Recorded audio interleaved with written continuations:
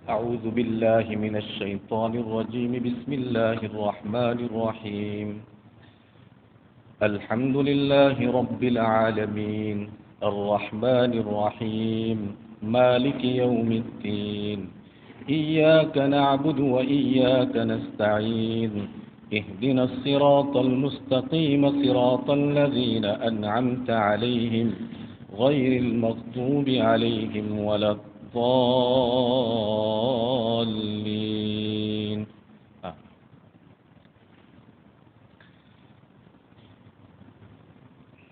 بزرگوں، اللہ تبارک و تعالیٰ کے فضل و احسان اور ہم کمزور بندوں کے ساتھ اس کی بے پایہ رحمتیں اور مہربانیوں کا یہ نتیجہ ہے کہ ہم چاہے کیسے ہی صحیح، چاہے کتنے ہی گنہگار، نالائق اور گندے، مگر اپنے کلام پاک کو سننے اور سمجھنے کے لیے اور اس کے پیغام کو پہچاننے کے لیے جمع فرما دیا.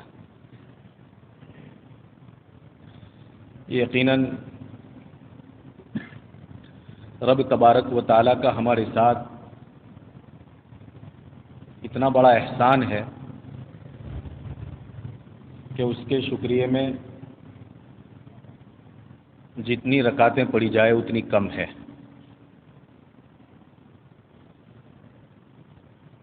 اس لیے کہ جس کلام کی نسبت پر ہم یہاں جمع ہوئے ہیں وہ کلام پاک، اس کو ہم قرآن مقدس کہتے ہیں، اتنی سہولت اور آسانی کے ساتھ نازل نہیں ہوا ہے. ذرا ہم ان کی قرآن کی تاریخ، جو صرف نازل ہونے کی تاریخ ہے، اس کو پڑھیں تو پتہ چلتا ہے کہ 23 سال کے لمبے عرصے میں، اور وہ بھی کبھی تو مکۃ المکرمہ کی گلیوں میں اور کبھی تو پہاڑوں پر، کبھی تو وادیوں کے بیچ میں، اور آپ جانتے ہیں کبھی تو طائف کے راستے پر، جہاں اوباشوں نے اور بدماشوں نے نبی رحمت صلی اللہ علیہ وسلم کو وہ اذیتیں اور تکلیفیں پہنچائی تھی جس کا میں اور آپ اس وقت تصور بھی نہیں کر سکتے ہیں. ارے یہ قرآن تو جنگ کے میدانوں میں اترا ہے، جس وقت دشمن کی تلواریں چمک رہی تھی اور قریب تھا کہ احد کے موقع کے اوپر نبی پاک علیہ الصلاۃ والسلام کو دشمنوں نے گھیر لیا تھا. یہ تو اللہ کی حفاظت میں تھے اور مضبوط قلعے میں گویا کہ تھے، تو اللہ نے حفاظت فرما لی. اس موقع پر یہ قرآن نازل ہوا تھا. اتنی کٹھنائیوں میں یہ قرآن نازل ہوا ہے اور اتنی زبردست تکلیفوں کے ساتھ یہ قرآن نازل ہوا ہے کہ جس کا ہم آج کی اس دنیا میں تو اندازہ ہی نہیں لگا سکتے، خیال بھی نہیں کر سکتے، تصور تک ہم نہیں کر سکتے ہیں. تو بھلا کیا ہم امتی ہونے کے ناطے اور نبی سے ایک ہلکی سی محبت اور نبی پاک علیہ الصلاۃ والسلام کے لائے ہوئے اور آپ پر اتارے گئے اس قرآن سے ایک ادنا سی محبت کے تقاضے سے کیا قرآن کے پیغام کو سمجھنے کی بھی ہمیں توفیق نہ ملے یا ہم اس کے لیے بھی تیار نہ ہوں، تو ہم سے بڑا بدبخت اور کون ہو سکتا ہے؟ بڑے خوش نصیب ہے وہ لوگ جو یا تو قرآن کی تلاوتوں میں لگے ہوئے ہیں، اور بڑے خوش نصیب ہیں وہ لوگ کہ جو یا تو قرآن کے پیغام کو سمجھنے میں لگے ہیں. قرآن کی تلاوت کرنا یہ بھی اپنی جگہ پر بہت بڑا ثواب، اور قرآن کے پیغام کو سمجھنا یہ بھی قرآن کے ساتھ ایک والہانہ لگاؤ اور محبت کی دلیل ہے. اس لیے رب تبارک و تعالیٰ کا یہ بے حد فضل اور احسان ہوا کہ اس مہینے میں، جس مہینے میں مکمل طور پر یہ قرآن نازل ہوا ہے، اور قرآن کے نازل ہونے کی بنیاد پر ہی تو اللہ کے رسول صلی اللہ علیہ وسلم نے صحابہ کے سامنے خوشخبری کے یہ الفاظ سنائے تھے، صرف روزے کے فرض ہونے کی بنیاد پر ہی نہیں، بہت سارے امور تھے، جن میں سے ایک امر یہ بھی تھا کہ قرآن اس مہینے میں مکمل طور پر نازل ہوا، اور یہ اعلان کر دیا گیا کہ الیوم اکملت لکم دینکم واتممت علیکم نعمتی ورضیت لکم الاسلام دینا، آج دین مکمل ہو گیا۔ جبرائیل کے آنے کا سلسلہ اب بہت جلد ختم ہونے والا ہے۔ اب جبرائیل جس قرآن کو لے کر کے آتے تھے اور نبی پاک کی خدمت میں آ کر کے بیٹھتے تھے، کیسا منظر ہوگا وہ منظر بھی جب نبوت ایک جانب میں ہو اور جبرائیل سامنے بیٹھے ہوئے ہوں۔ روایتوں سے الفاظ بھی ملتے ہیں یوں کہ حضرت جبرائیل علیہ السلام آپ علیہ السلام کی خدمت میں بیٹھے ہوئے تھے۔ اب آپ تصور کریں اس منظر کا، تھوڑا خیال کریں کہ وہ منظر کیسا ہوگا۔ اب وہ منظر ختم ہونے والا ہے، یہ اعلان ہو گیا کہ اب یہ منظر دیکھنے کو نہیں ملے گا، ترس جائیں گے لیکن اب یہ چیزیں ملنے والی نہیں ہیں۔ تو اللہ کے رسول صلی اللہ علیہ وسلم پر یہ قرآن اس رمضان کے مہینے میں مکمل ہوا تو آپ علیہ السلام خوشی خوشی صحابہ کے سامنے آئے اور یوں گویا فرما رہے ہیں، قد جاءکم شہر مبارک۔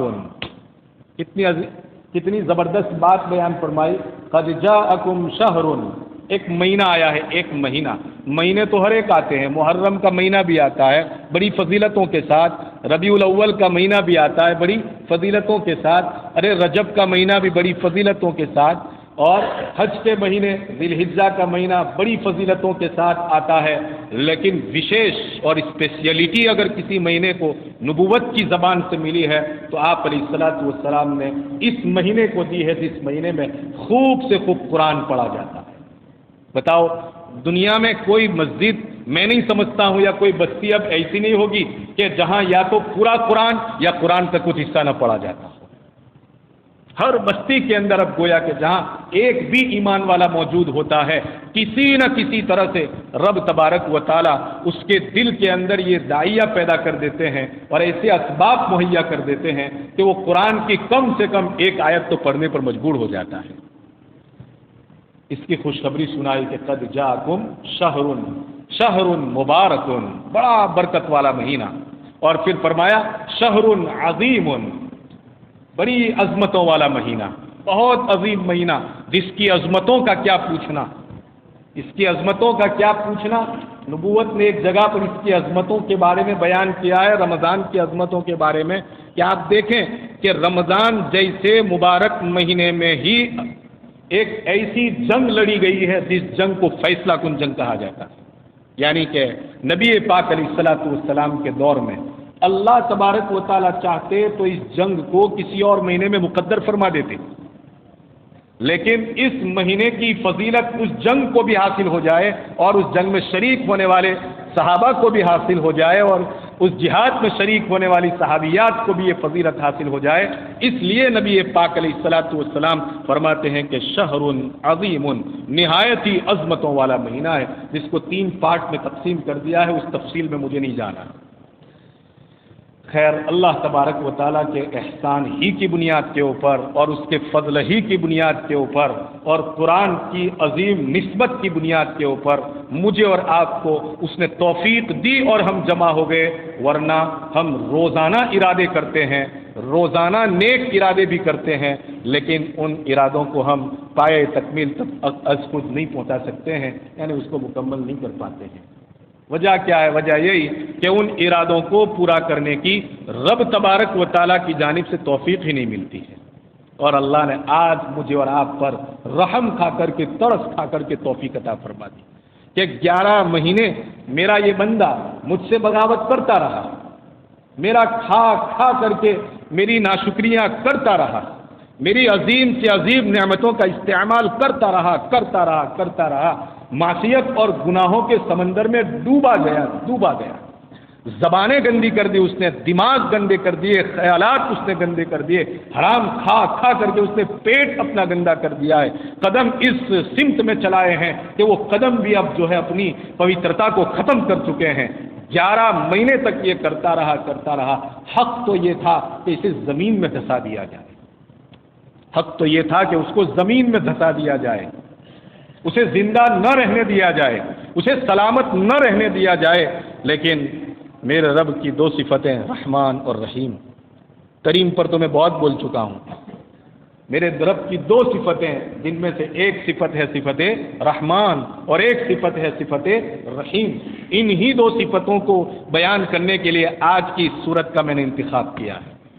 کھل کر کے انشاءاللہ پورے مہینے ان 2 صفات کے ارد گرد ہم گھومیں گے اور دیکھیں گے کہ میرا رب ہم سے کیا چاہتا ہے۔ ہم گنہگار ہیں مگر اس کے باوجود بھی ہم سے کتنا پیار وہ کر رہا ہے، ہمارے ساتھ وہ کتنی شفقت سے پیش آ رہا ہے، وہ ہم سے پیار کر کے ہمیں کس طرف لے جانا چاہتا ہے۔ ہم بار بار الٹے جا رہے ہیں اور وہ کھینچ کھینچ کر کے ہمیں سیدھے لانے کی کوشش کر رہا ہے۔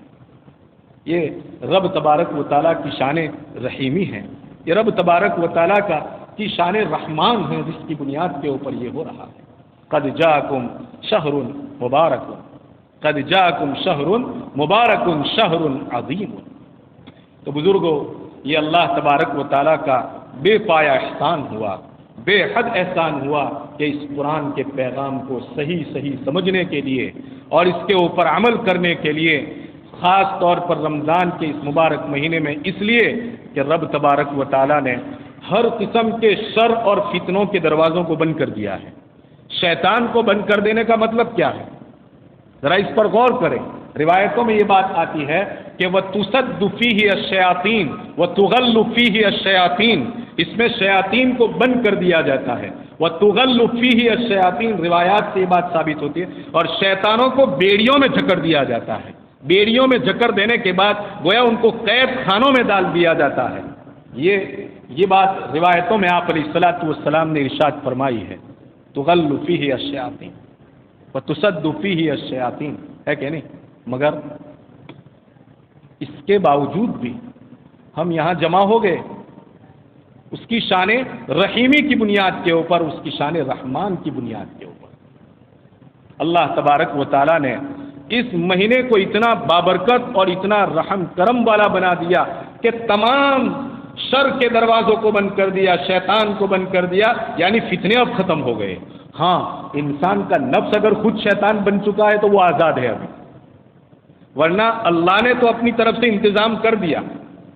اللہ نے یہ انتظام کر دیا کہ جس شیطان کے بہکاوے کی بنیاد کے اوپر اور جس شیطان کے ورغلانے کی بنیاد کے اوپر اور اس کی شرارت کی بنیاد کے اوپر تم سے کوئی معصیت ہو جاتی ہے، تم سے کوئی گناہ ہو جاتا ہے، اے میرے بندو، اس کا علاج میں تمہارے لیے کر دیتا ہوں کہ چلو شیطان کو زنجیروں میں جکڑ کر کے رکھ دیا۔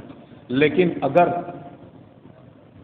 بار بار گناہ کرنے کی بنیاد پر، کثرت سے گناہ کرنے کی بنیاد پر، ایک سے زیادہ گناہ کرنے کی بنیاد کے اوپر اور توبہ نہ کرنے کی بنیاد کے اوپر تمہارے نفس نے اگر شیطان کی جگہ لے لی ہے اور اس کی وجہ سے اگر تم رمضان جیسے مہینے میں گناہ کر رہے ہو تو یہ تمہارا ذاتی قصور ہے، رب کی رحمتوں کا کوئی قصور نہیں۔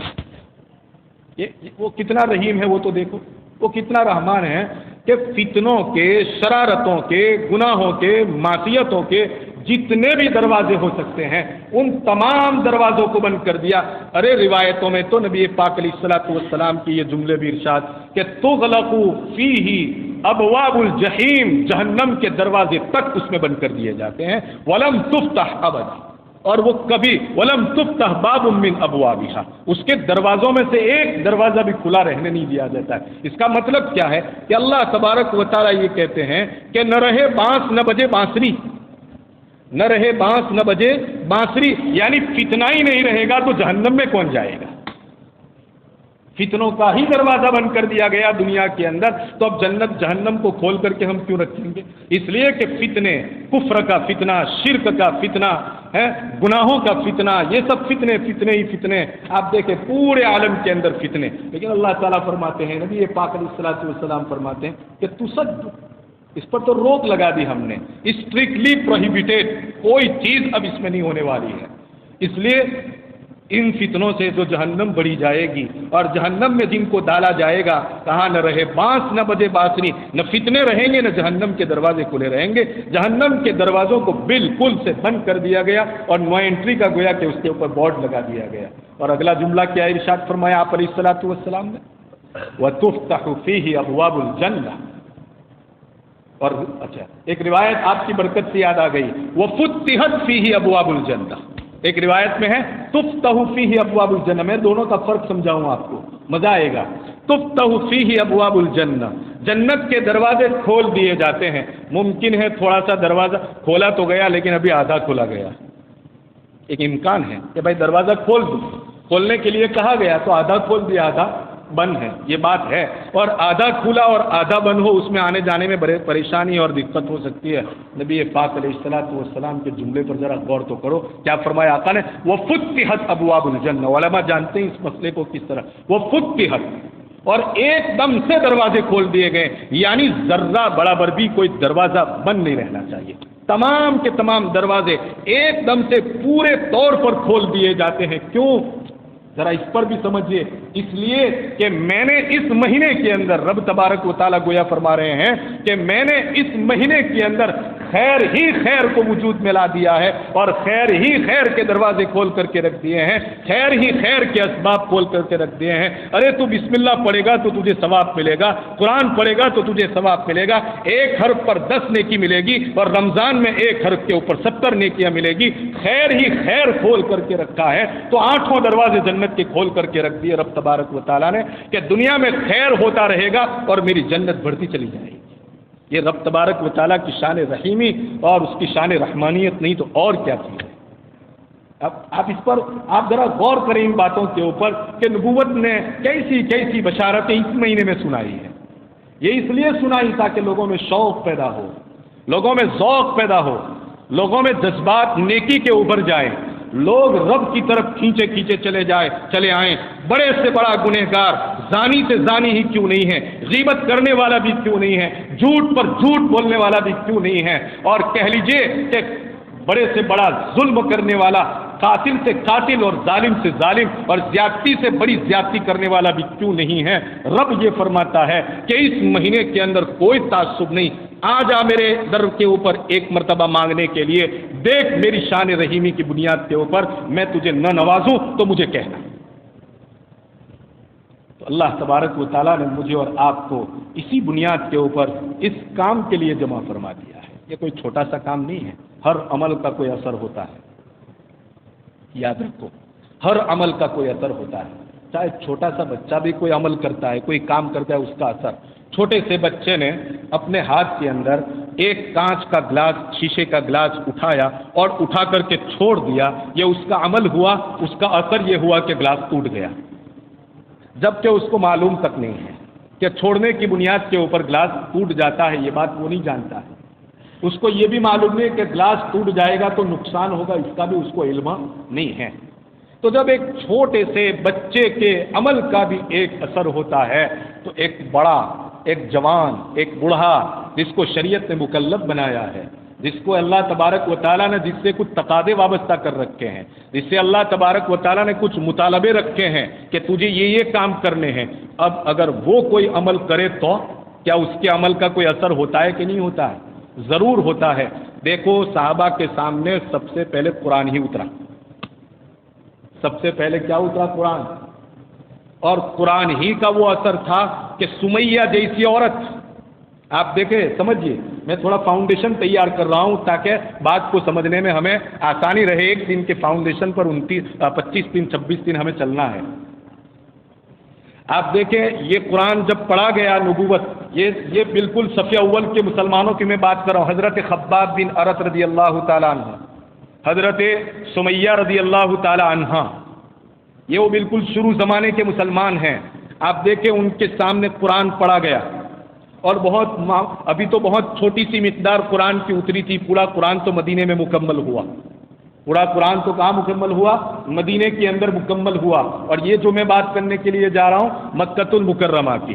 تو سمیہ کے سامنے قرآن پڑھا گیا، حضرت سمیہ رضی اللہ تعالیٰ عنہ، خباب بن ارت رضی اللہ تعالیٰ عنہ کے سامنے قرآن پڑھا گیا، یاسر کے سامنے قرآن پڑھا گیا، حضرت عمار کے سامنے قرآن پڑھا گیا۔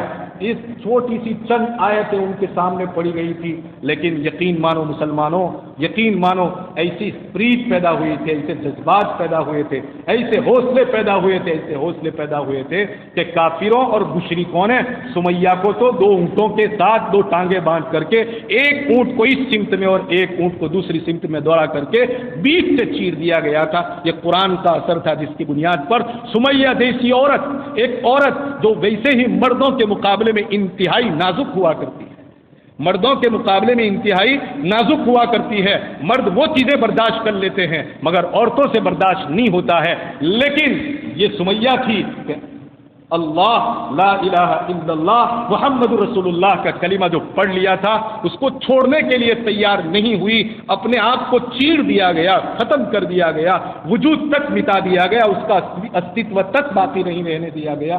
یہ کس چیز کی تاثیر تھی؟ یہ تاثیر تھی اسی قرآن کی چند آیتوں کی۔ یہ کوئی معمولی چیز نہیں ہے۔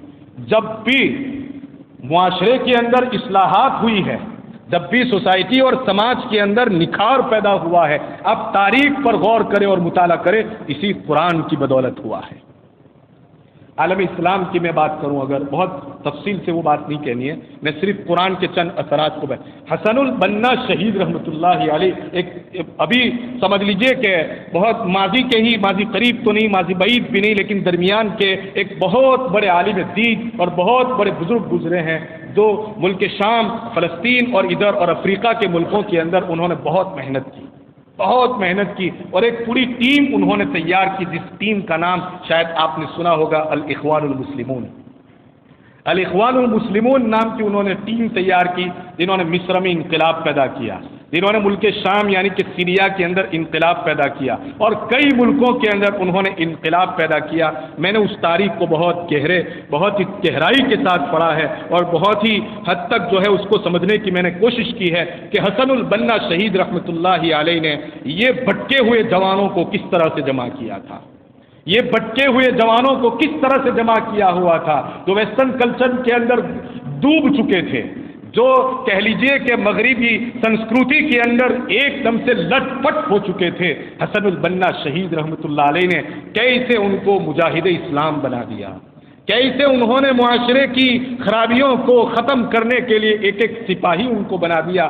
بزرگوں، اس تاریخ کا مطالعہ کرنے سے 2 چیزیں بالکل کھل کر کے سامنے آ جاتی ہے کہ حسن البنا شہید رحمۃ اللہ علیہ نے خوب ان کے سامنے قرآن اور قرآن کے مطلب اور قرآن کی تفسیروں کو بیان فرمایا، اور نبی پاک علیہ الصلوۃ والسلام کی سیرت کو بیان فرمایا، خوب قرآن ان کے سامنے پڑھا گیا۔ ارے ایک ایک آیت کو آپ پڑھے تو صحیح، اور ایک ایک آیت کو آپ سنیں تو صحیح، رونگٹے کھڑے ہو جاتے ہیں انسان کے۔ یہ انسان تو دنیا کے اندر کس چیز کے لیے آیا تھا اور تو کس چیز کی طرف جا رہا ہے، یہ انسان کے دماغ کھول دیتا ہے یہ قرآن۔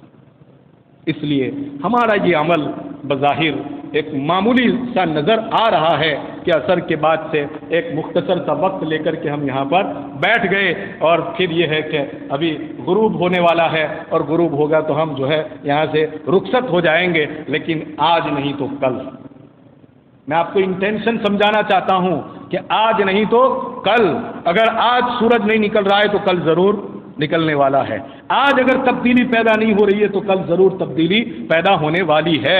ہم تبدیلی کے لیے کام کر رہے ہیں، وقت گزاری کے لیے نہیں، ورنہ وقت گزاری کے لیے ہمارے پاس دوسرے بہت سارے مشغلے ہیں، وقت گزاری کے لیے بہت سارے مشغلے ہیں۔ یہ اس لیے انٹینشن، نیت ہماری یہ ہے کہ ہم انقلاب پیدا کریں، اپنے اندر بھی انقلاب پیدا کرے، اپنی اولاد کے اندر بھی انقلاب پیدا کرے، اپنے گھروں کے اندر بھی انقلاب پیدا کرے۔ مستورات تک بھی آواز پہنچ رہی ہوگی نا؟ ہاں، ہماری مستورات کے اندر بھی انقلاب پیدا ہوں، ہماری بہنوں اور بہو بیٹیوں کے اندر بھی تبدیلی آ جائے، وہ بھی اپنی زندگی کے اندر ایک چینجنگ لے آئے، محض اور محض اسی لیے اس قرآن کے سبق کو سننا ہے اور اس قرآن کے پیغام کو سمجھنا ہے۔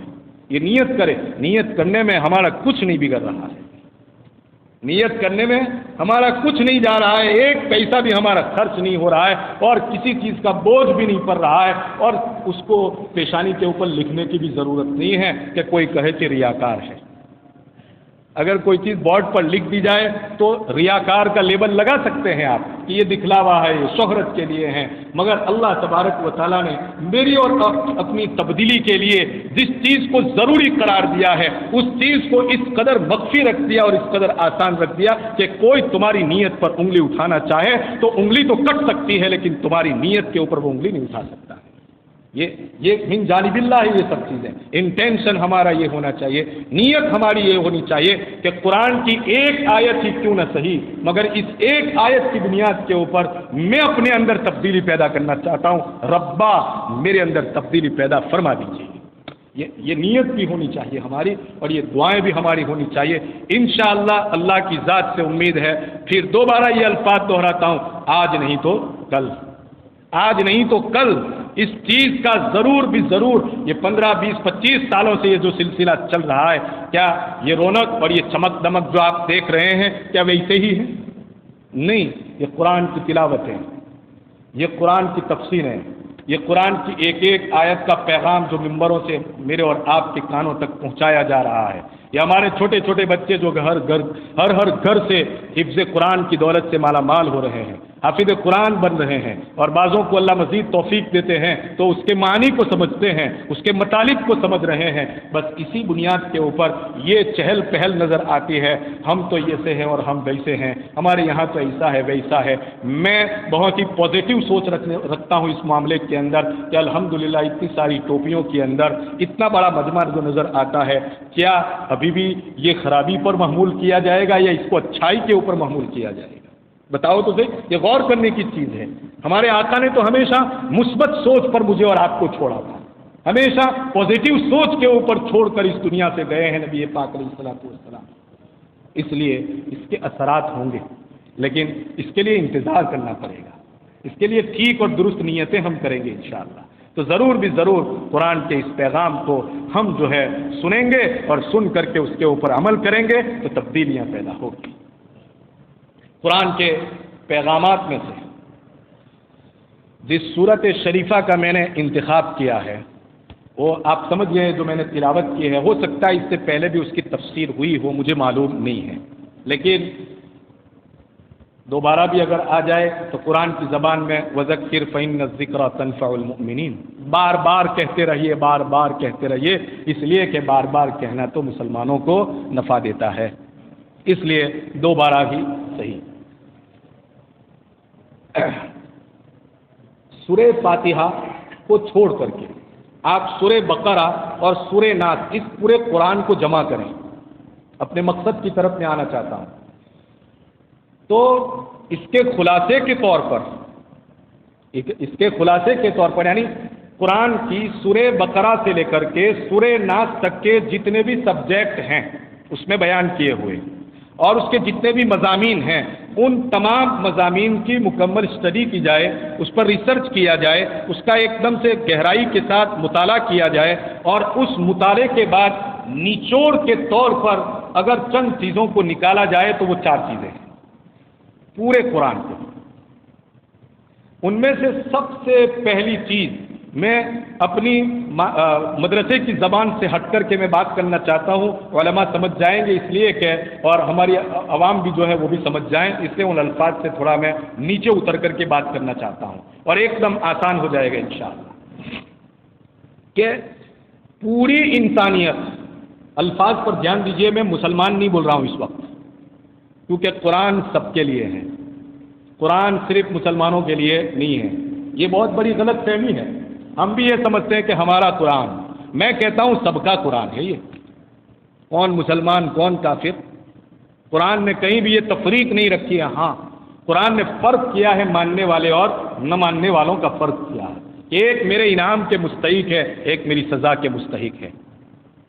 خیر، تو اللہ تبارک و تعالیٰ پوری انسانیت یعنی کہ دنیا میں بسنے والے ایک ایک انسان کے لیے یہ بات لازمی اور ضروری ہے کہ وہ اللہ تبارک و تعالیٰ کی جتنی صفات ہیں ان تمام صفات کو یعنی صفتوں کو ٹھیک ٹھیک جانے۔ پھر دوہرا دوں، پوری انسانیت کے لیے یہ بات ضروری ہے کہ وہ جانے اللہ تبارک و تعالیٰ کی تمام صفات کو ٹھیک ٹھیک کہ اللہ تبارک و تعالیٰ کی ایک ذات ہے اور اس کی اتنی الگ الگ الگ صفتیں ہیں. میں بتاؤں آپ کو اللہ کی ذات کیسی ہے. وہ نرنجن ہے، وہ نراکار ہے. اب اس پر ہم گفتگو نہیں کریں گے. اللہ کی ذات کیسی ہے؟ نرنجن اور نراکار ہے. اس کا کوئی دوسرا ہے نہیں. اس کے اندر مٹیریل نہیں پایا جاتا ہے، اس کا کوئی مادہ نہیں ہے. ہمارے اندر مٹیریل ہے، رب کی ذات میں کوئی مٹیریل نہیں ہے. وہ نراکار ہے. ہماری شکل ہے، ہر مخلوق کی شکل ہے، کائنات کی ایک ایک چیز کی کیا ہے بولو شکل ہے. لیکن میرا رب بالکل نراکار ہے، اس کی کوئی آکروتی نہیں ہے، اس کا کوئی آکار نہیں ہے. اس لیے اس تفصیل کے اندر مجھے جانا بھی نہیں ہے اور اس وقت اس تفصیل کی کوئی گنجائش بھی نہیں ہے. سیدھے میں صفات کے اوپر بات کروں.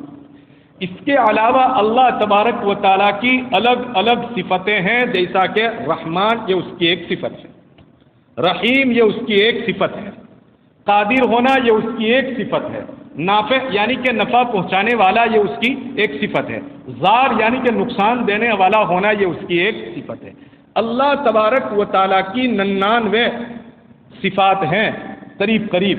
ان تمام صفاتوں کو ٹھیک ٹھیک جان لینا اور ٹھیک ٹھیک اس کو سمجھنا یہ تمام کے تمام انسانوں کے لیے ضروری ہے. جب تمام انسانوں کے لیے ضروری ہے تو ایک مسلمان کے لیے اندازہ لگانے کی ضرورت ہے.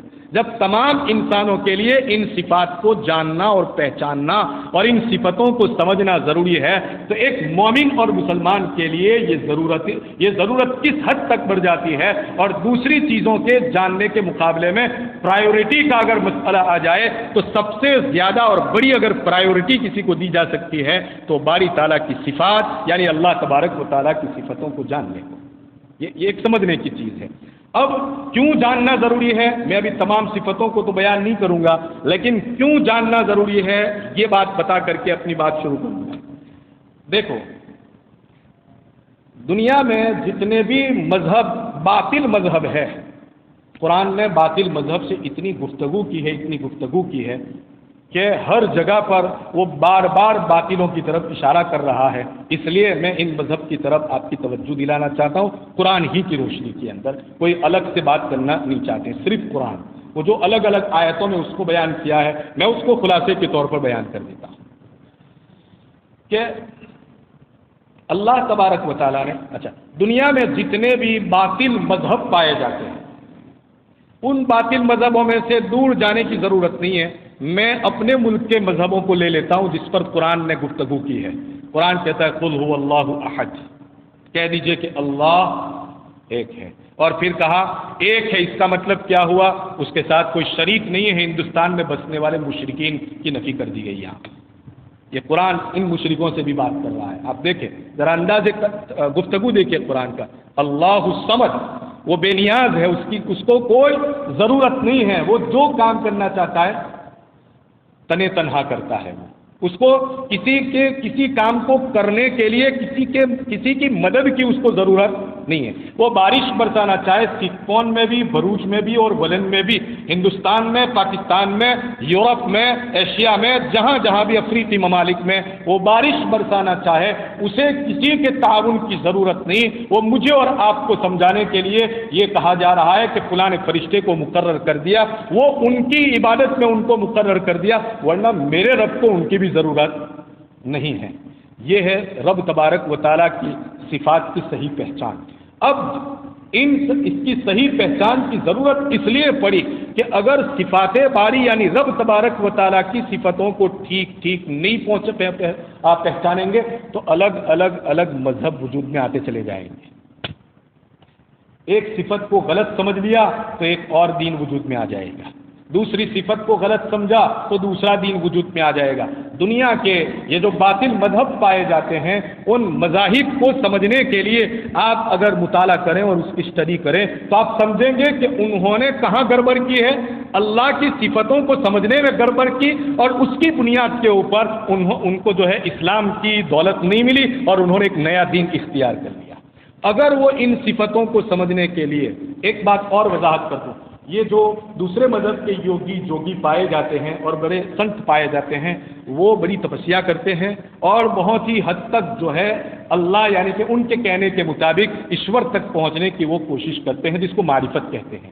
اللہ تک پہنچنے کی وہ بہت کوشش اور بہت محنتیں کرتے ہیں، بڑی ریاضتیں کرتے ہیں اور اس کے لیے کئی چلے کستے ہیں، بلکہ جہاں تک ہم نے پڑھا اور ہم نے سنا ہے، سال ہا سال تک وہ جنگلوں میں کسی ٹیلے کے اوپر بیٹھ کر کے اپنی زندگی گزارتے ہیں اور یوں سمجھتے ہیں کہ گویا ہم اپنے رب تک پہنچ گئے، مگر وہ رب کی صفت میں چنتن منن جب کرتے ہیں اور منتھن جب اس کے اندر کرتے ہیں تو غلط طریقہ اپنا لینے کی بنیاد کے اوپر وہ صفت کو صحیح نہ سمجھ سکے اور اس کو لے کر کے وہ کسی دوسرے مذہب کو اور باطل مذہب کو اختیار کر گئے۔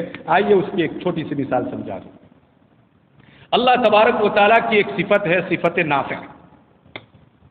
نافع یہ عربی زبان کا لفظ ہے، اردو میں بھی اب استعمال ہوتا ہے، یعنی کہ نفع پہنچانے والا۔ بہت آسان۔ اور اس کی ایک صفت ہے صفت ضار، یعنی کہ نقصان پہنچانے والا۔ ہمارے عقیدے کے مطابق اللہ نفع پہنچانے کا بھی مالک ہے اور اللہ ہی نقصان پہنچانے کا مالک ہے۔ وہ جسے چاہتا ہے نفع پہنچاتا ہے اور وہ جسے چاہتا ہے کیا کرتا ہے؟ نقصان پہنچاتا ہے۔ یہ اللہ کی صفت کو پہچاننے، یہ اللہ کی صفت کی صحیح پہچان ہوئی کہ ہم نے یہ کہا کہ اللہ ہی کی یہ صفت ہے، اللہ ہی خود ہی کرتا ہے نفع پہنچانے کا کام اور خود ہی وہ نقصان پہنچانے کا کام کرتا ہے۔ ہاں اسباب اور ذریعے کے طور پر کسی کا استعمال کر لے وہ ایک الگ چیز ہے، لیکن میرا رب اسباب کا بھی محتاج نہیں ہے۔ آؤ ہندو سماج کی میں بات کروں تو آپ کو بات سمجھ میں آ جائے گی، اور یہیں سے میں یہ سمجھانا چاہتا ہوں کہ قرآن سب کے لیے ہے۔ جہاں ایک مسلمان کی یہ ضرورت ہے وہاں کس کی ضرورت ہے؟ ایک غیر مسلم کی بھی قرآن ضرورت ہے۔ ایک مسلمان کی جہاں ضرورت ہے وہاں ایک غیر مسلم کی بھی اتنی ہی ضرورت ہے۔ لیکن آپ سے یہ سوال غیر مسلم کر سکتا ہے کہ بھائی ہمارے پاس تو گیتا موجود ہے، ہمارے پاس تو اپنی مذہبی کتابیں موجود ہیں، رگ وید موجود ہے، فلاں وید موجود ہے، یہ وید موجود ہے، پھر ہم قرآن کیوں پڑھیں؟ ایک سوال ہے نا۔ تو ہم اس کو یہ سمجھا سکتے ہیں کہ دیکھو بھائی، قرآن میں اللہ تبارک و تعالیٰ نے اپنی صفات کا ذکر فرمایا ہے، جن میں سے ایک صفت ہے صفت نافع اور ایک صفت ہے صفت ضار، یعنی نقصان پہنچانے والا اور نفع پہنچانے والا۔ یہ اللہ ہی ہے، اللہ کے علاوہ کوئی دوسرا نہیں ہے۔ یہ قرآن کا عقیدہ ہے۔ جبکہ ان لوگوں نے یہ سمجھ لیا کہ دنیا میں جو بھی مافوق الفطرت یعنی کہ پرکرتی سے بڑھ کر کے طاقت نظر آئے وہ پوجنیہ ہے اور وہ معبود ہے۔ سمجھو اس مسئلے کو وضاحت کے ساتھ۔ انہوں نے یہ بات دیکھی کہ سمندر کے اندر طغیانی آتی ہے، یعنی سمندر میں جوش آتا ہے، وہ بہت طوفان پڑاتا ہے۔ اگر کوئی انسان اس طوفان کے اندر اور سمندر کے اس جوش کے اندر جا کر کے ڈبکی لگاوے تو سمندر اس کو اپنے اندر ڈبو لے گا، اس کو ختم کر دے گا، اس کی زندگی کو ختم کر دے گا۔ تو انہوں نے اس کو یہ سمجھا کہ سمندر میں نقصان پہنچانے کی طاقت ہے۔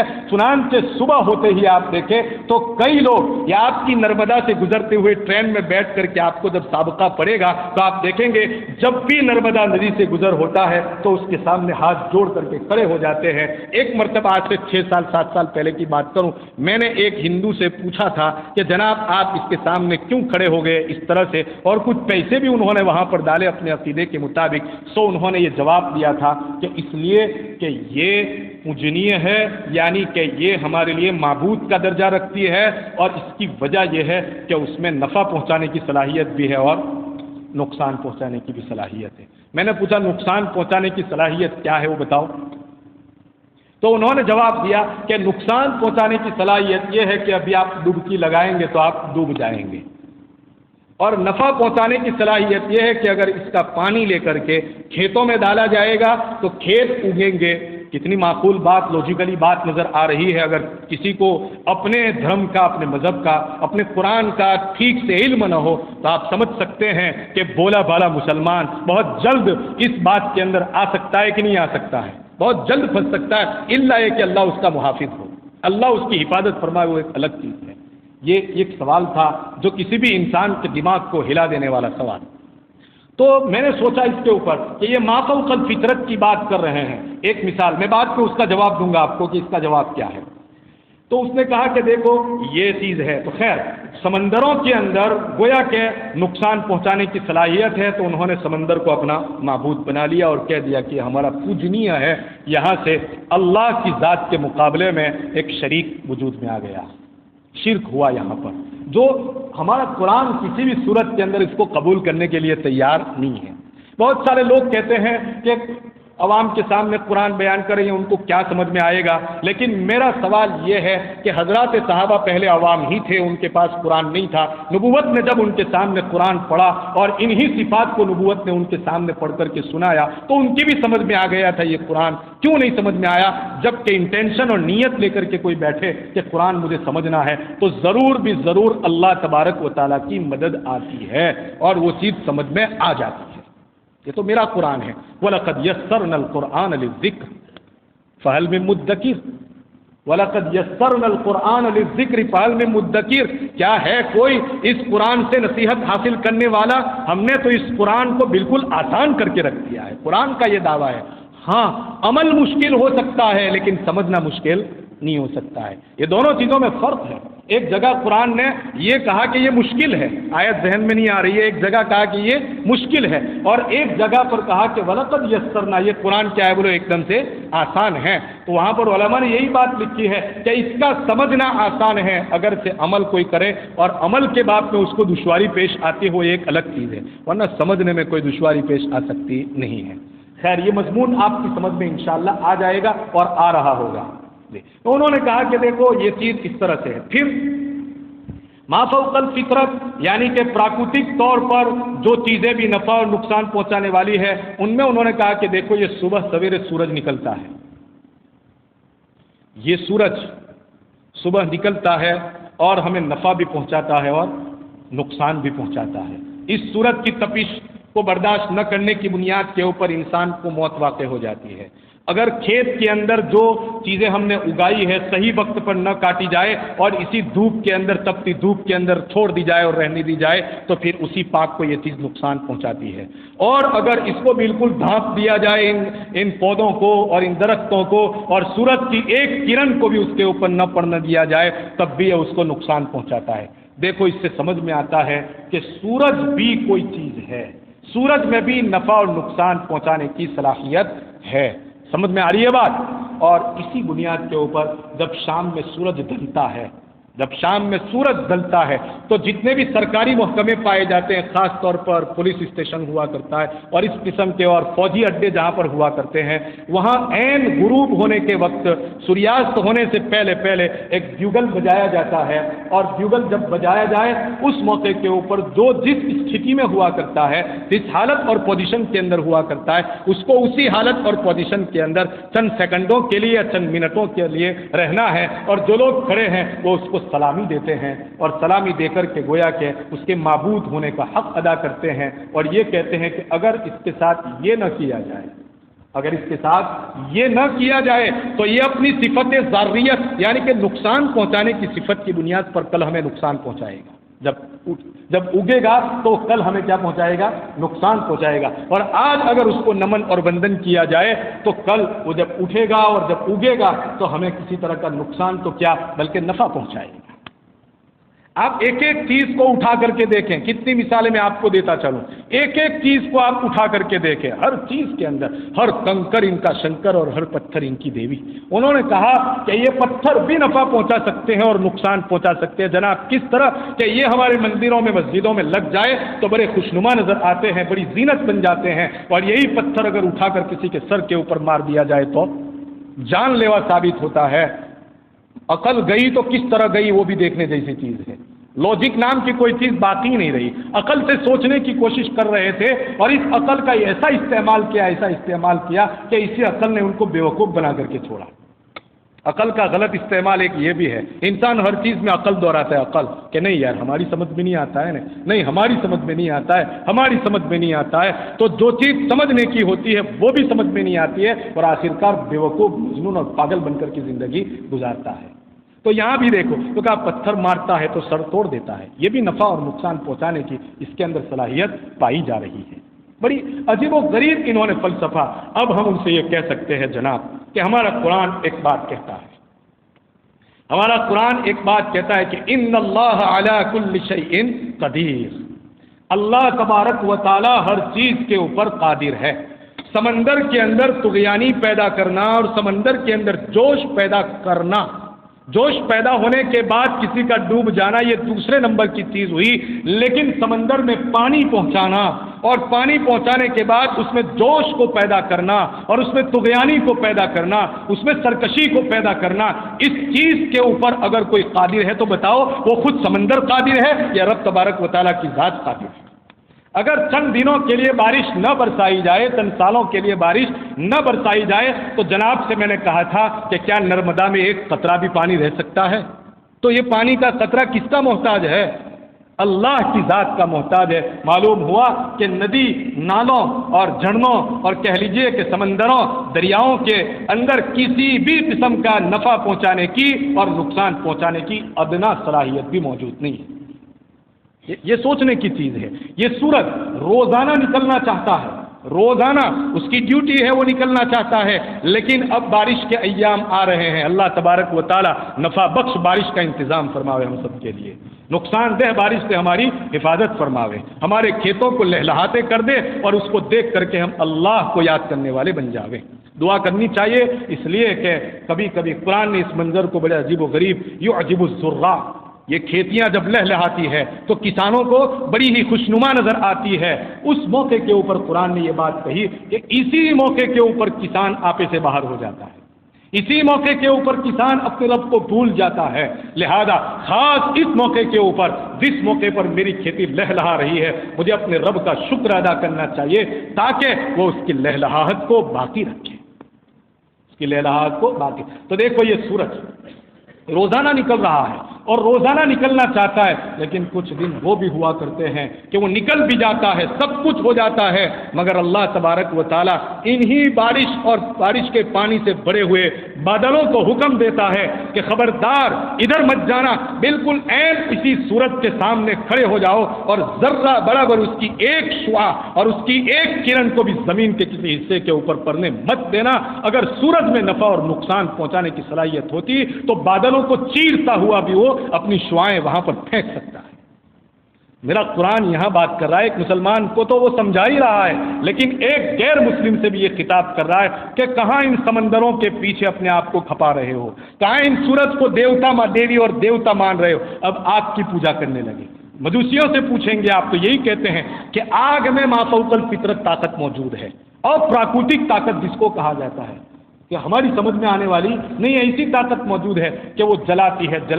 اسی لیے مجوسی لوگ اپنے آتش قدوں کے اندر ہمیشہ 24 گھنٹے اور 365 دن آگ کو سلگتی رکھتے ہیں اور ایک لمحے کے لیے بھی اس کو بوجھنے نہیں دیتے ہیں. ہم ان سے جناب کہتے ہیں، اپنا قرآن یہ کہتا ہے کہ بھلا یہ بھی کیسا معبود ہو سکتا ہے کہ اس کو سلگانے کے لیے تمہاری ضرورت پڑے؟ اور میرا قرآن تو یہ کہتا ہے، میرا رب کہتا ہے اللہ الصمد، مجھے تمہاری کوئی ضرورت نہیں ہے. یہ سمجھنے کی چیز ہے، سمجھانے کی چیز. جب یہ چیز ایکیشور بات پر گفتگو ہوتی ہے، کیونکہ قرآن کی پورے قرآن کو آپ پڑھیں، علماء یہاں پر بیٹھے ہوئے ہیں، زیادہ سے زیادہ 550 کے قریب آیتیں ایسی. قرآن کی کل آیتیں 6666 ہیں. ان آیتوں میں سے صرف اور صرف 550 کے قریب آیتیں ہیں جس میں احکام کو یعنی کہ شریعت کو بیان کیا گیا ہے. یہ بات آپ کو شاید معلوم ہوگی. صرف 550 زیادہ سے زیادہ، کچھ اور ہو سکتے ہیں، 600 مان لی جائے، اس سے زیادہ نہیں ہے. اور اس کے علاوہ بالکل باقی 6000 کہہ لیجئے، 6000 آیتیں وہ ہے کہ جس میں اللہ تبارک و تعالیٰ نے اپنی ذات کو بیان فرمایا ہے، جس میں اللہ تبارک و تعالیٰ نے اپنی صفات کو بیان فرمایا ہے، اپنی معرفت کو بیان فرمایا ہے، اپنی پہچان کو بیان فرمایا ہے، پہلی قوموں کے قصوں کو بیان فرمایا ہے، ان کی چڑھتی کو بیان کیا، ان کی پڑتی کو بیان کیا ہے، ان کے عروج کو بیان کیا ہے، ان کی نیچے اترنے اور زوال کو بیان کیا ہے، ان کی ترقی اور پرگتی کو بیان کیا ہے، اور کہہ لیجئے کہ ان کی پڑتی کو بھی قرآن نے بیان کیا ہے۔ کئی قسم کے واقعات قرآن اس جگہ پر بیان کرتا ہے، اس جگہ کے اوپر بیان کرتا ہے۔ تو سب سے زیادہ زور قرآن نے اگر کسی چیز کے اوپر دیا ہے تو وہ ایکیشور بات کے اوپر دیا ہے، یعنی توحید کے اوپر دیا ہے کہ توحید مضبوط ہونی چاہیے۔ اگر توحید مضبوط ہے تبھی جا کر کے رسالت کا حق ادا ہو سکتا ہے، نبوت محمدی کا حق ادا ہو سکتا ہے۔ اگر توحید میں کمزوری آ گئی تو رسالت کا حق ادا نہیں کر سکتے ہوتے۔ یہ قرآن کہتا ہے، میں نہیں کہتا ہوں۔ آپ قرآن کی آیتوں کو کھنگالو، اور ایک بات آپ آج سے شروع کرو، نوٹ کرنا شروع کرو، وہ کون سا رکوع ایسا ہے جہاں پر اللہ کا نام نہ آیا پورے قرآن میں؟ بلکہ ہم تو یہ بھی دعویٰ کر سکتے ہیں کہ قرآن کا وہ کون سا ورق ایسا ہے، قرآن کا وہ کون سا ورق ایسا ہے کہ جس ورق میں رب نے اپنا ذکر نہ کیا ہو، جس میں یا تو وہ اپنی ذات کا ذکر کرتا ہے یا وہ اپنی صفت کا ذکر کرتا ہے۔ اس سے تو پتہ چلتا ہے کہ اللہ کا کلام ہے۔ اس لیے کہ یہ کس کا کلام ہے یہ معلوم کرنے کا ماپدند اور معیار کیا ہے؟ یہی ہے نا کہ دیکھو اس میں بات کس کی بار بار آ رہی ہے۔ بھائی کسی کا خط اگر ہم تک پہنچ جائے اور اس پر کوئی ایڈریس اور پتہ نہ ہو تو ہم بار بار اس کو پڑھ کر کے یہ کہ بھائی یہ مضمون اور یہ سبجیکٹ کون لکھ سکتا ہے؟ کہ مول صاحب کا لکھا ہوا ہے، ماسٹر صاحب کا لکھا ہوا ہے، کسان کا لکھا ہوا ہے۔ یہ کیسے پتہ چلائیں گے کہ کسان اپنی باتیں کریں گے، مولوی اپنی بات کرے گا، ماسٹر صاحب اپنی بات کریں گے؟ اس سے اندازہ ہوتا ہے۔ ہاں، تو قرآن کے ایک ایک ورق کے اوپر رب نے اپنی صفات کا ذکر فرما کر یہ بتلا دیا ہے، یہ معیار بتلا دیا کہ یہ میرا ہی کلام ہے، کسی اور کا کلام نہیں ہے۔ جبکہ دنیا کی دوسری کتابوں کے بارے میں آپ یہ دعویٰ نہیں کر سکتے۔ حالانکہ آسمانی کتابیں تھیں، اب وہ چونکہ اس میں خلط ملط ہو چکا ہے بہت کچھ، اب یہ کوئی دعوے کے ساتھ نہیں کہہ سکتا ہے کہ انجیل جو اس وقت موجود ہے وہ حضرت عیسیٰ پر، حضرت موسیٰ پر، حضرت داؤد پر نازل ہونے والی کتابیں ہی ہیں۔ اس کا کوئی گارنٹی کے ساتھ دعویٰ نہیں کر سکتا۔ اسی لیے آپ جب انجیل کو اٹھا کر کے دیکھیں گے یا کسی کو پوچھیں گے، عیسائی کو، کسی یہودی کو آپ زبور اور اس کے بارے میں پوچھیں گے تو آپ کو بتائے گا تورات کے بارے میں کہ یہ انجیل ہے تو اس کے پیچھے لگا دیں گے انجیل یوحنا۔ قرآن کے مضامین کی جب گفتگو ہوتی ہے تو ہمارے علماء نے قرآن کے کمپیریزن میں دوسری کتابوں کو بھی بیان فرمایا ہے، کیونکہ قرآن تورات سے بھی بات کرتا ہے، انجیل سے بھی بحث کرتا ہے، زبور سے بھی وہ بحث کرتا ہے، حضرت عیسیٰ سے بھی گفتگو کرتا ہے، حضرت موسیٰ سے بھی گفتگو کرتا ہے، حضرت داؤد سے بھی گفتگو کر رہا ہے، تو ان پر نازل ہونے والی کتابوں کو بھی وہ سبجیکٹ بنا کر کے اس سے بات چیت کرتا ہے۔ یہ قرآن کا طرز کلام ہے۔ ہاں، تو اللہ تبارک و تعالیٰ نے ہر صفحے پہ، جبکہ دوسری کتابوں کے اندر یہ انجیل، تو انجیل کے ساتھ بڑھا دیا انجیل لوکا۔ یہ ان کے کوئی انویائی تھے، بڑے تھے، ان کے کوئی انویائی تھے، انہوں نے اس کو جمع کیا تھا لوکا نام کے، تو اس کے ساتھ بڑھا دیا انجیل لوکا۔ ایک تھے یوحنا، ایک یوحنا نام کے ان کے انویائی تھے، بعد میں چل کر کے آئے، انہوں نے انجیل کو جمع کیا تو اس کے سامنے لگا دیا انجیل یوحنا۔ ایک انجیل کا نام ہے، آپ کو معلوم ہو، انجیل متی۔ ایک نام کے تھے متی نام کے، یونس ابن متی کی طرف منسوب کر دیا، تو اس کی طرف منسوب کرتے ہوئے ایک شخص نے اس کو انجیل کو جمع کیا اور اس کا نام رکھ دیا گیا انجیل متی۔ ہمارے حضرت مولانا تقی عثمانی صاحب دامت برکاتہم نے ایک کتاب لکھی ہے 2-4 جلدوں کے اندر، بائبل سے قرآن تک۔ کیا لکھا ہے؟ بائبل سے قرآن تک۔ اس میں پوری تفصیل کے ساتھ قرآن کیا ہے، بائبل کیا ہے، قرآن کیا ہے، انجیل کیا ہے، توریت کیا ہے، زبور کیا ہے، اس کا کمپیریزن کیا ہے کہ جو کتابیں آسمانی ہیں وہ آسمانی کتابیں اپنے نہج پر باقی رہی ہے کہ نہیں رہی ہے۔ ثابت کیا ہے کئی دعووں کے ساتھ اور کئی دلیلوں کے ساتھ کہ ایک بھی کتاب پورے طور پر، ایک بھی کتاب تمام آسمانی کتابوں میں سے سوائے قرآن کے، تمام آسمانی کتابوں میں سے سوائے قرآن کے ایک بھی کتاب اپنے اصلی نہج کے اوپر باقی نہیں رہی ہے۔ اس میں اپنی طرف سے بہت کچھ ملا دیا گیا ہے اور بہت کچھ خلط ملط کر دیا گیا ہے، جبکہ یہاں میرا رب ایک ایک رکوع کے اندر اور قرآن کے ایک ایک صفحے کے اوپر، قرآن کے ایک ایک صفحے کے اوپر یا تو اپنی ذات کا ذکر کر رہا ہے، اپنی صفات کا ذکر کر رہا ہے، اور امت کو اور تمام لوگوں کو، صرف مسلمانوں کو نہیں، تمام لوگوں کو یہ پیغام دے رہا ہے کہ اے میرے بندو، یہ میری نازل کی ہوئی کتاب ہے، جو یضل بہ کثیرا ویہدی بہ کثیرا کا پروانہ اپنے اندر لیے ہوئی ہے. اس کتاب کے ساتھ اگر والہانہ عشق اور محبت اور پوری مستی کے ساتھ اور پوری چاشنی اور حلاوت کے ساتھ اور پوری مٹھاس کے ساتھ پوری لگن کے ساتھ تعلق کو باقی رکھا، کنیکشن کو برقرار رکھا، تو یہ کتاب تمہارے لیے مارگدرشن ہے، یہ کتاب تمہارے لیے ہدایت ہے، یہ کتاب تمہارے لیے بہت بڑی گائیڈ لائن ہے. اس گائیڈ لائن کے ہوتے ہوئے تمہیں مس گائیڈ کوئی نہیں کر سکتا ہے. اس مارگدرشن کے ہوتے ہوئے تمہیں دنیا میں بھی اور آخرت دنیا میں رہتے ہوئے آخرت کے راستے سے کوئی ہٹانا چاہے تو ہرگز نہیں ہٹا سکتا، اس لیے کہ یہ ایسی ٹھوس گائیڈ لائن ہے، ایسا ٹھوس مارگدرشن ہے، ایسی ٹھوس رہبری ہے اور ایسی مضبوط رہنمائی ہے کہ اس رہنمائی کے مقابلے میں نہ پہلے کوئی کتاب آئی تھی، نہ آج ہے، نہ آئندہ کبھی آ سکتی ہے. اور اگر وَيُضِلُّ بِهِ كَثِيرًا اس سے محبت کا انکار کر دیا، اللہ ہماری حفاظت فرما، اسے جوڑ کو ختم کر دیا، اس کے کنیکشن کو توڑ دیا اور چھوڑ دیا، اللہ میری اور آپ کی حفاظت فرماوے. الامان الحفیظ، اللہ ہماری نسلوں کی حفاظت فرماوے. تو یہی قرآن خود اپنے بارے میں کہہ رہا ہے یضل بہ کثیرا، یہ قرآن تمہیں گمراہی تک لے جائے گا.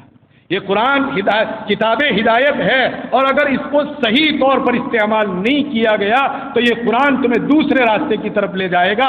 چنانچہ ابو جہل نے، امیہ نے، اور آپ دیکھ لیجئے ابو لہب نے، عتبہ نے، شیبہ نے اور بڑے بڑے سرمائے قریش کے سامنے نبوت نے اس قرآن کو پڑھا تھا، لیکن مذاق اڑایا اس قرآن کو. ان ھذا الا اساطیر الاولین، اپنی زبانوں سے کہتے تھے ان ھذا الا اساطیر الاولین، محمد تم جو قرآن ہمارے سامنے سن کر کے پڑھ کر کے سناتے ہو نا، اساطیر الاولین، یہ تو پہلے لوگوں کی داستانیں ہیں. اوہو، افسانے کہہ دیے. بس یہ قرآن کی ناقدری تھی جس کو لے کر کے اللہ تبارک و تعالیٰ نے ہدایت کے سر چشمے کے پاس ہونے کے باوجود، نبی کے پاس ہونے کے باوجود، ارے نبی کے خاندان سے ہونے کے باوجود، آپ دیکھو تو صحیح، نبی کے خاندان سے ہونے کے باوجود، کیا مجھے اور آپ کو اپنے مسلمان گھرانے پر پیدا ہونے پر اتنا غرہ اور اتنا فخر آ گیا ہے کہ ہم اپنی مسلمانی پر باقی رہیں گے؟ یہاں دیکھو تو صحیح، نبوت کے گھرانے سے چچا اور بھتیجے کا رشتہ موجود ہے، چچا اور بھتیجے کا رشتہ موجود ہے، خونی رشتہ موجود ہے. ارے جس نے نبوت کی پاسداری کی تھی، جس نے نبی کے ایک ایک قدم کے اوپر، آپ جانتے ہیں اپنے ابو طالب کا قصہ سنا ہے، مگر آگے کی بات میں بولنا نہیں چاہتا ہوں، دوسروں کی بات ہم کریں، ابو طالب کے بارے میں ہم بولنا نہیں چاہتے ہیں. ابو جہل کو آپ دیکھیں، وہ بھی تو چچا کے رشتے میں تھا. کیا ہوا؟ یضل بہ کثیرا، بہت سے وہ لوگ کہ جس نے اس قرآن کی ناقدری کی ہے، اس قرآن کی ناشکری کی ہے، اس نعمت کے سامنے آ جانے کے باوجود بھی 1-2 منٹ کا وقت نہ اس کے پڑھنے کے لیے نکالا، نہ اس کے سمجھنے کے لیے نکالا. خدا را ابھی بھی وقت ہے ہمارے پاس ابھی بھی وقت ہے کہ اس کتاب کو جی جان سے ہم اپنے دل سے لگا لیں گے. انشاءاللہ ثم انشاءاللہ یہ کتاب آج بھی میرے اور آپ کے لیے کتاب ہدایت ہے. انشاءاللہ باقی کی بات آئندہ کریں.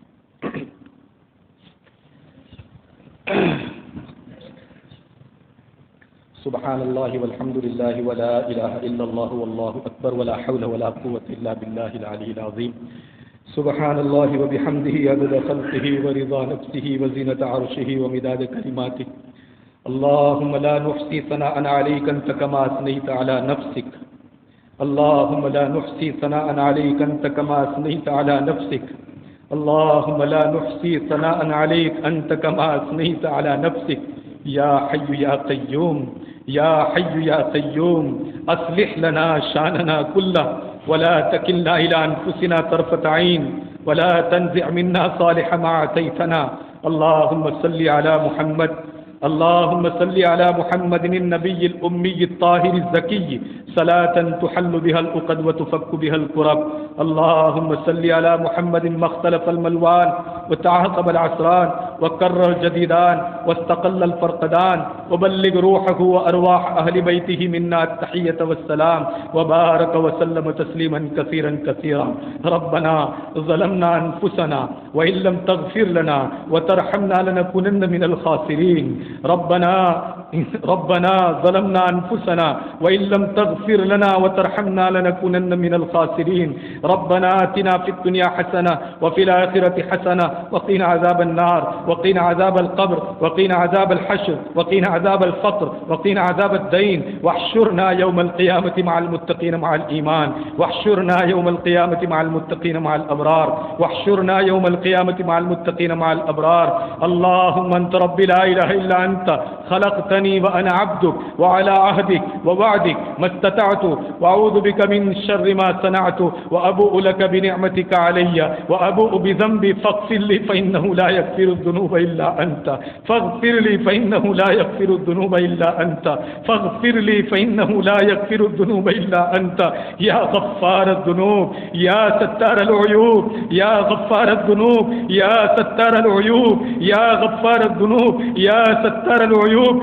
استر عوراتنا استر عوراتنا وآمن روعاتنا وآمن روعاتنا اے اللہ ہم تیرے گنہگار بندے ہیں اے اللہ تیرے گنہگار بندے ہیں اے اللہ بہت پاپ کیے ہیں اے اللہ بہت پاپ کیے ہیں اے اللہ بہت پاپ کیے ہیں اللہ معاف فرما دے اللہ معاف فرما دے اے اللہ معاف فرما دے اے اللہ معاف فرما دے بخشش کے فیصلے فرما دے بخشش کے فیصلے فرما دے اے اللہ ظلم در ظلم کیے ہیں اے اللہ ستم بالائے ستم کیے ہیں اے اللہ اپنے نفس پر زیادتی در زیادتی کرتے چلے آ رہے ہیں اے ربا اے ربا اے ربا معاف فرما دے معاف فرما دے معاف فرما دے اے اللہ تجھ سے معافی کی بھیک مانگتے ہیں اے اللہ تجھ سے معافی کی بھیک مانگتے ہیں 11 مہینے تو اے اللہ اسی طرح سے گزار دیے ہیں تو نے اپنی شان کریمی کی بنیاد پر شان رحیمی کی بنیاد پر یہ مغفرتوں کا رحمتوں کا اے اللہ مہینہ عطا فرمایا ہے اے اللہ اگر اس مہینے میں بھی ہم اپنی مغفرت نہ کروا سکے اللہ تو پھر وہ کون سی گھڑیاں ہیں جس میں ہم اپنی مغفرت کروائیں گے اے اللہ معاف کر دے اے اللہ معاف کر دے اے اللہ ہماری مان جا اے اللہ یہ درخواست ہے اس درخواست کو منظور کر لے اے اللہ درخواست کو منظور کر لے یقیناً مستحق کے معافی تو نہیں ہے لیکن اے اللہ تو معاف کرنے والا ہے تجھے معافی بڑی پسند ہے تو نے معاف کیا ہے تو نے گنہگاروں کو معاف کیا ہے اے اللہ تو نے بڑے بڑے پاپیوں کو معاف کیا ہے اے اللہ تو نے قاتلوں تک کو معاف کر دیا ہے اے اللہ تو نے ظالموں تک کو معاف کر دیا ہے اے اللہ ہم تیرے کمزور بندے ہیں اے اللہ ہم تیرے ضعیف اور کمزور بندے ہیں اللہ ہمیں بھی معاف فرما دے ہم معافی کے بھوکے ہیں اے اللہ معافی کے بھوکے ہیں اے اللہ ہماری رہبری فرما دے ہماری رہبری فرما دے اے اللہ ہماری رہبری فرما دے ہم رہنمائی کے بھوکے ہیں بھکاری ہیں اللہ در در بھٹک رہے ہیں اے اللہ در در اپنی عزت تلاش کر رہے ہیں اے اللہ تیرے در پر عزت تلاش کرنے والے اے اللہ تیرے در پر عزت تلاش کرنے والے بنا دے اے اللہ تیرے قرآن سے عزت حاصل کرنے والے بنا دے اے اللہ تیرے نبی کی سیرت سے عزت حاصل کرنے والے بنا دے اے اللہ دنیا کی جھوٹی عزتوں سے اے اللہ ہمیشہ کی نفرت دلوں میں پیدا فرما دے اے اللہ دنیا کی جھوٹی عزتوں سے اے اللہ ہمیشہ کی نفرت پیدا فرما کر اے اللہ آخرت کی ابدی عزتیں نصیب فرما آخرت کی ابدی عزتیں نصیب فرما آخرت کی ابدی عزتیں نصیب فرما اے اللہ یہ تیرا سہانا وقت ہے اے اللہ یہ تیری مغفرت کا وقت ہے تیری عطا کا وقت ہے تیری جود و سخا کا وقت ہے اے فیاض تیری فیاضی کا وقت ہے اے اللہ تو نے تیرے نبی کی زبان سے کہلوایا ہے کہ افطار کے موقعوں کے اوپر میرا جو بندہ جو مانگتا ہے میں عطا کرتا ہوں اے اللہ سب سے بڑی چیز آج تجھ سے مانگتے ہیں تیرا فضل عطا فرما دے تیرا فضل اگر ہماری شامل حال ہے ہر چیز ہماری بنی ہوئی ہے اے اللہ اگر تیرا فضل شامل حال نہیں تو اے اللہ کوئی چیز بھی ہماری بنی ہوئی نہیں ہر چیز بگڑی ہوئی ہے اے اللہ ہمارے حال پر رحم فرما ہمارے جوانوں پر رحم فرما اے اللہ ہماری ماؤں بہنوں پر رحم فرما اے اللہ ہماری بہو بیٹیوں پر رحم فرما اے اللہ بہت قابل رحم ہے بہت قابل رحم ہے بہت قابل رحم ہے اے اللہ پوری دنیا انسانیت پر رحم فرما پوری دنیا انسانیت پر رحم فرما اے اللہ بھٹکے آہوؤں کو اے اللہ تیری صحیح ڈگر کے اوپر لانا تیرا کام ہے تیرے سزانے میں کوئی کمی نہیں ہے اے اللہ تو ظالم سے ظالم ظالم کو بھی عادل سے عادل بنایا ہے اور بنا سکتا ہے۔ اے اللہ بڑے سے بڑے کافر اور مشرک کو بھی تو بڑے سے بڑا موحد بنانے کے اوپر قادر ہے۔ اے اللہ اے اللہ اے اللہ کفر و شرک کے زور کو ختم فرما دے، کفر و شرک کے زور کو ختم فرما دے، کفر و شرک کے زور کو ختم فرما دے۔ اے اللہ توحید و رسالت کا بول بالا کر دے، توحید و رسالت کا بول بالا کر دے۔ اے اللہ وہ سیریا کے مسلمان، وہ ملک شام کے مسلمان، رمضان ان کے سروں پر سایہ پگن ہے، لیکن ان کے سروں پر سر ڈھانپنے کے لیے چھت موجود نہیں ہے۔ ربا یہ تیری نگرانی میں ہو رہا ہے اللہ۔ اے اللہ بہت چھوٹے چھوٹے بچوں کو اپنے چیختے چلاتے دیکھا ہے اللہ۔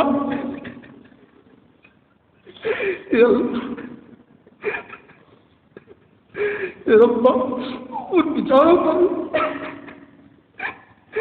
اللہ ان کے افطار کے لیے اللہ پانی کے مشکل سے بھرنے کے لیے دوڑتے ہوئے دیکھے اللہ کل اللہ رحم فرما دے اللہ۔ اے اللہ رحم فرما، تو نے کتنی نعمتوں سے ہمیں نوازا ہے اللہ۔ آپ قدری سے ہماری حفاظت فرما، آپ قدری سے ہماری حفاظت فرمائے اللہ۔ اے اللہ آپ قدری سے ہماری حفاظت فرما اللہ۔ ایسے حالات سے گزر رہے زبان کو لا نہیں سکتے اللہ، لیکن تیری نگرانی میں ہو رہا ہے۔ اللہ بڑا امتحان وہ اللہ بھگت کر کے اے اللہ تکلیف میں، اور ہم دیکھ کر کے تکلیف میں ہے اللہ۔ ان پر تو اے اللہ یہ مصیبت ہے اور وہ تکلیف میں ہے، لیکن ہم دیکھ کر کے بھی اللہ اس مصیبت کو سمجھ رہے ہیں اللہ۔ یقیناً تیرے یہاں دیر تو ہے لیکن اندھیر نہیں ہے اللہ۔ اے اللہ یہ بہت سہانا وقت ہے اللہ، اللہ بہت سہانا وقت ہے اللہ۔ خصوصاً ان کے حق میں آج ہم تجھ سے مانگ رہے ہیں اللہ، ان پر رحم فرما۔ اللہ بشاری فوج کو اللہ یا تو ہدایت دے دے، یا اللہ ان کے ناپاک وجود کو ختم کروا دے اللہ، ناپاک وجود کو ختم کروا دے اللہ۔ اے اللہ ہماری بھی حفاظت فرما، ہمارے مدارس کی حفاظت فرما، مساجد کی حفاظت فرما، دینی درگاہوں کی حفاظت فرما، خانقاہوں کی حفاظت فرما اللہ۔